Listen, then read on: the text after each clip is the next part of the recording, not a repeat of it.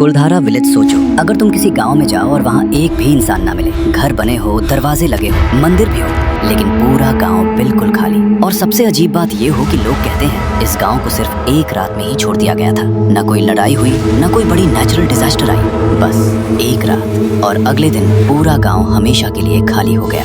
राजस्थान के डेजर्ट में एक जगह है कुलधरा, और आज तक कोई ठीक से नहीं जानता कि उस रात वहाँ असल में हुआ क्या था।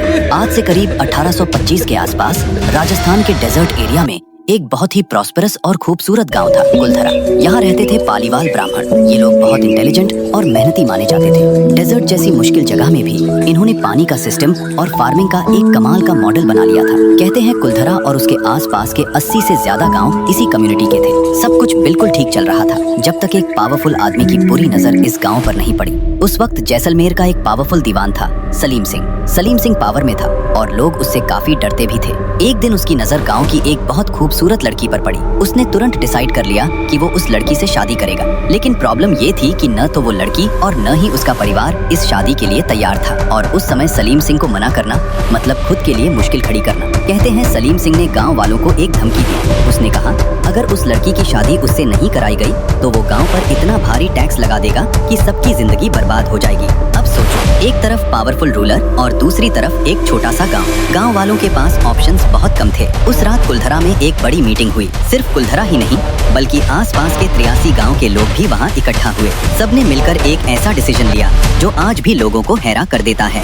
उन्होंने डिसाइड किया वो अपनी इज्जत बचाएंगे, चाहे उसके लिए उन्हें अपना सब कुछ ही क्यों न छोड़ना पड़े। और फिर आई वो रहस्यमयी रात। कहते हैं उस रात हजारों लोग अपने घर, अपनी जमीन, अपनी यादें सब कुछ छोड़कर अंधेरे में ही गांव से चले गए। न कोई आवाज हुई, न कोई हंगामा। सुबह होने से पहले ही पूरा गांव बिल्कुल खाली हो चुका था। जब सलीम सिंह को इस बात का पता चला तब तक बहुत देर हो चुकी थी। कुलधरा और आसपास के कई गांव हमेशा के लिए डेजर्टेड हो चुके थे। लोग कहते हैं कि जाते जाते पालीवाल ब्राह्मणों ने एक श्राप भी दिया था। उन्होंने कहा जो भी इस जगह पर दोबारा बसने की कोशिश करेगा वो कभी खुश नहीं रह पाएगा। तब से लेकर आज तक करीब 200 साल से ज्यादा वक्त बीत चुका है। लेकिन अजीब बात ये है आज भी कोई कुलधरा में परमानेंटली रहने की हिम्मत नहीं करता।